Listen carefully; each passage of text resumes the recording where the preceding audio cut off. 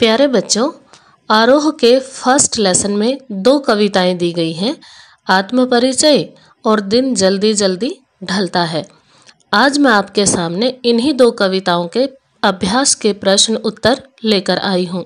मेरी कोशिश है कि मैं आपको सरल से सरल भाषा में ये प्रश्न समझाऊं, ताकि आप इन्हें अच्छे से समझ सकें और याद रख सकें। आइए देखते हैं क्या पूछा गया है पहले प्रश्न में। पहला प्रश्न है, कविता एक ओर जग जीवन का भार लिए घूमने की बात करती है और दूसरी ओर मैं कभी न जग का ध्यान किया करता हूँ ऐसा कहती है। विपरीत से लगते इन कथनों का क्या आशय है, अर्थात क्या मतलब है। देखते हैं इसका उत्तर। जग जीवन का भार लेने से कवि का अभिप्राय यह है कि वह संसार के दायित्वों का निर्वाह कर रहा है, अर्थात इस संसार में मनुष्य के रूप में जन्म लेने से जो उसके परिवार और दुनिया और समाज के प्रति उत्तरदायित्व हैं, जो उसकी जिम्मेवारियां हैं, उनका वह निर्वाह कर रहा है। आम व्यक्ति की तरह सुख दुख हानि लाभ आदि को झेलते हुए अपनी जीवन यात्रा पूरी कर रहा है। मतलब जीवन में जो सुख दुख हानि लाभ आते हैं वह उनसे बचकर नहीं भागता। दूसरी तरफ कवि कहता है कि वह कभी संसार की तरफ ध्यान नहीं देता।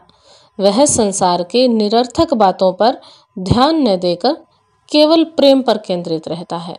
दूसरी बात का मतलब क्या है कि संसार की जो फिजूल की बातें हैं, द्वेष नफरत वगैरह जो बेकार की बातें हैं, उनकी तरफ वह ध्यान नहीं देता। वह केवल ऐसी बातों पर ध्यान देता है जिनमें मनुष्य का मनुष्य के लिए प्रेम होता है। कवि सांसारिक बाधाओं की परवाह नहीं करता, इसलिए ये दोनों कथन एक दूसरे के विरोधी नहीं बल्कि पूरक हैं। दूसरा प्रश्न है, जहाँ पर दाना रहते हैं वहीं नादान भी होते हैं। कवि ने ऐसा क्यों कहा होगा। इस प्रश्न में दाना का मतलब होता है ज्ञानी और नादान का मतलब मूर्ख। तो देखते हैं इसका उत्तर। इस पंक्ति के माध्यम से कवि यह कहना चाहता है कि इस संसार में मूर्ख और ज्ञानी दोनों तरह के लोग रहते हैं। मूर्ख व्यक्ति वहीं रहना पसंद करता है जहां ऐशो आराम के साधन अधिक होते हैं। वे संसार के माया जाल में उलझे रहते हैं और अपने मोक्ष के लक्ष्य को भूल जाते हैं। जो मूर्ख लोग होते हैं वो क्या करते हैं, अधिक से अधिक ऐशो आराम के साधन इकट्ठे करने में लगे रहते हैं। इसके विपरीत कुछ ज्ञानी लोग भी समाज में रहते हैं जो मोक्ष के लक्ष्य को नहीं भूलते। वे मनुष्य जीवन का सदुपयोग करते हैं और उसको सार्थक बनाते हैं। अब चलते हैं तीसरे प्रश्न की ओर। मैं और जग और कहाँ का नाता। पंक्ति में और शब्द की विशेषता बताइए। देखते हैं इसका जवाब। यहाँ और शब्द का 3 बार प्रयोग हुआ है, इसलिए यहाँ पर यमक अलंकार है। क्योंकि जब कोई शब्द एक से अधिक बार आता है और हर बार उसका अलग अर्थ निकलता है तो वहाँ पर यमक अलंकार होता है। इस पंक्ति में भी ऐसा ही हुआ है। और शब्द 3 बार आया है, अर्थात एक से अधिक बार आया है और हर बार उसका अलग अर्थ है, तो यहाँ पर यमक अलंकार है। और इसकी विशेषता इस प्रकार है। पहली विशेषता अर्थात पहला शब्द जो और आया है उसकी विशेषता क्या है कि पहले और में कवि स्वयं को आम आदमी से अलग बताता है। दूसरे ओर की विशेषता क्या है, दूसरे ओर के प्रयोग में संसार की विशिष्टता को बताया गया है कि ये संसार बहुत विशेष है, अलग है। तीसरे ओर का प्रयोग यह दिखाने के लिए किया गया है कि संसार और कवि में किसी तरह का संबंध नहीं है। मतलब संसार की विचारधारा अलग है और कवि की विचारधारा अलग है। अब जानते हैं चौथे प्रश्न के बारे में।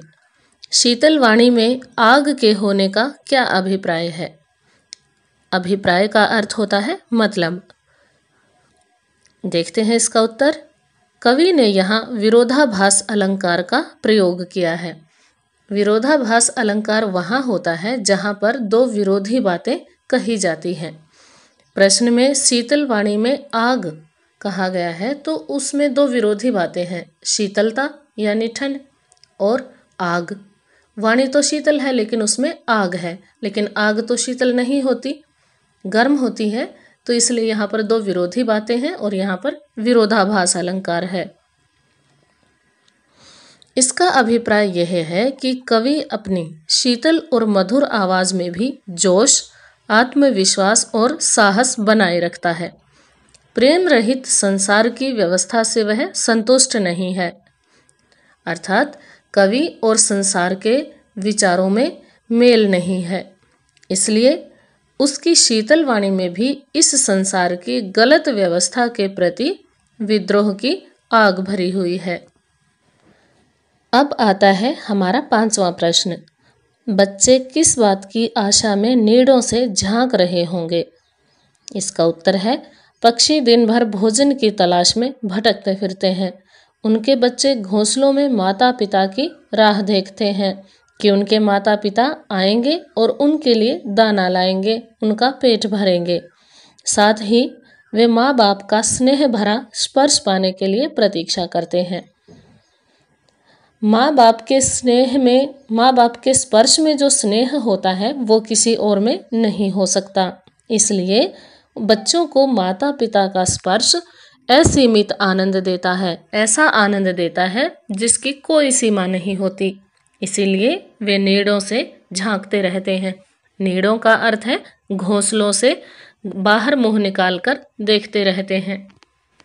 अब देखते हैं इस कविता का अंतिम प्रश्न। दिन जल्दी जल्दी ढलता है कि आवृत्ति से कविता की किस विशेषता का पता चलता है? आवृत्ति का अर्थ होता है दोहराई या बार बार। तो हमने जब कविता पढ़ी थी, हमने देखा था कविता में ये पंक्ति बार बार आती है, दिन जल्दी जल्दी ढलता है। तो इस पंक्ति की ऐसी क्या विशेषता है जो ये बार बार आई है? देखते हैं उत्तर में। दिन जल्दी जल्दी ढलता है कि आवृत्ति से यह प्रकट होता है कि प्रेम में डूबे हुए और लक्ष्य की तरफ बढ़ते हुए मनुष्य को समय बीतने का पता ही नहीं चलता, अर्थात उसका ध्यान अपने प्रेम की तरफ, अपने लक्ष्य की तरफ होता है, इसलिए उसे पता ही नहीं चलता कि समय कब बीत गया। पथिक लक्ष्य तक पहुंचने के लिए बेचैन रहता है।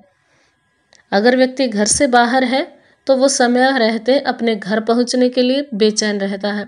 कोई यात्री रास्ते में है तो वो दिन ढलने से पहले अपनी मंजिल तक पहुंचना चाहता है।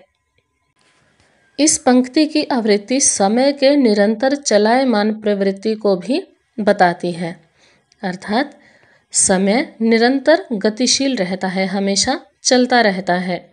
समय किसी की प्रतीक्षा नहीं करता, इसलिए समय के साथ तालमेल बनाकर चलना हमारे लिए बहुत जरूरी है।